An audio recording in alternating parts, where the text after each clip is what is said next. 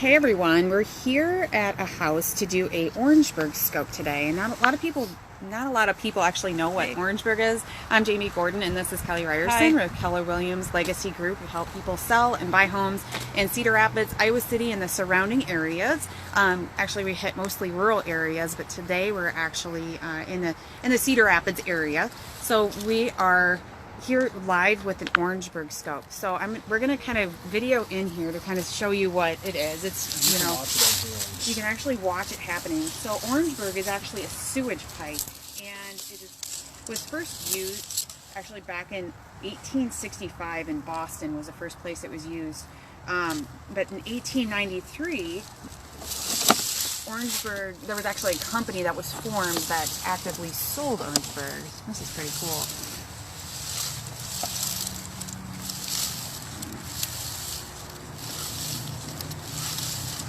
So there's a video camera that's going down to verify if this is Orangeburg pipe, and we just found out that this area is pretty known for Orangeburg.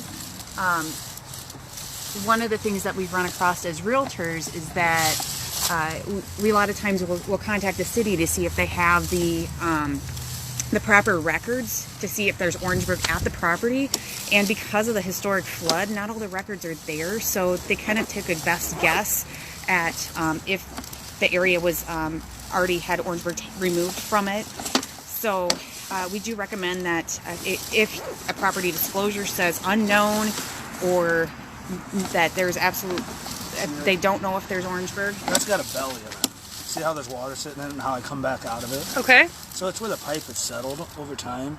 Okay. So have you determined if this is... Well, that's what I'm trying to determine, because it's in really good shape. Okay, well that's good. So you're, what, 38 feet into the pipe? Yep. A lot of stuff and junk in it. See, it holds water. It's got a big belly on it. We'll get to the end here. How far do you usually go down? All the way to the city main, if we can make it that far. Okay. So each house is different because yes. Yeah. I'm hoping it's not plugged up right now with all that water in there. Okay.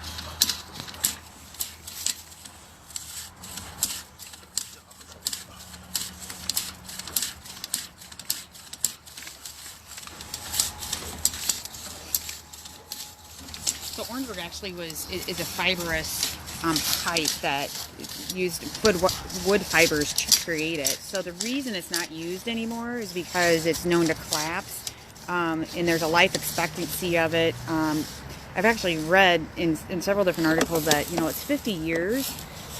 Here's actually a picture of it. So it's not orange, it's actually black, which I thought was interesting too. But it really skyrocketed in the 50s and 60s. There was a housing boom right after the World War II, and that was the material they used. But then in the 60s and 70s, PVC became more popular, and obviously it was a cheaper material, and that's what we use today. It's plugged up right now. Okay, it's plugged, yeah. Okay. Can you see if it's tree roots, or do you... Well, no, I think what it is, I think it's Orangeburg, but I think it's collapsed and it's plugged itself up. That's all. Oh. I'm going to get back there and look really good at it. So when you guys replace the Orangeburg, how long is the house like actually out of service for being usually within just a day. Okay. Usually it's just a day. Sometimes it goes into 2, but okay, rarely. See, they got a new process now. It's called pipe bursting. And what they do is they dig up here, dig up the city main, and then they just pull a new pipe right through there. They don't even have to dig the whole yard. Oh, nice. Is that a little less cost too to do it that way? Not really. It's just you don't have the yard work and stuff. Sure. Nice. So I'm going to push it out there and locate that spot. I can't get through it because it's plugged up.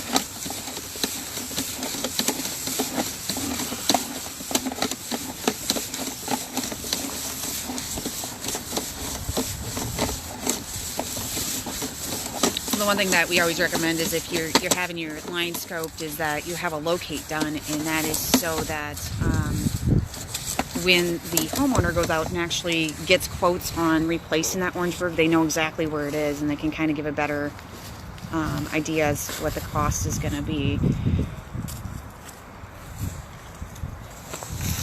That's right. I wonder how many feet that is.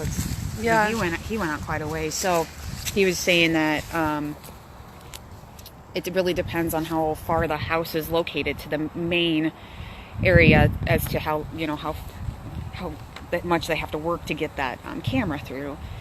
So the homeowner actually will get a CD that will provide them with this detail.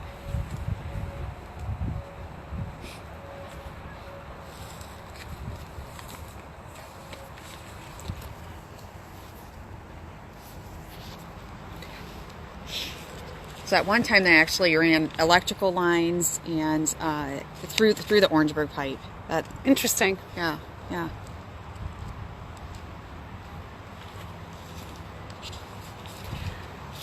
So I'm going to post a actual link to some of this information. So if you're curious about it, again, as us as realtors, we didn't know how accurate some of the records were after the flood, and so we're always recommending to go ahead and get that scoped, because Orangeburg replacement.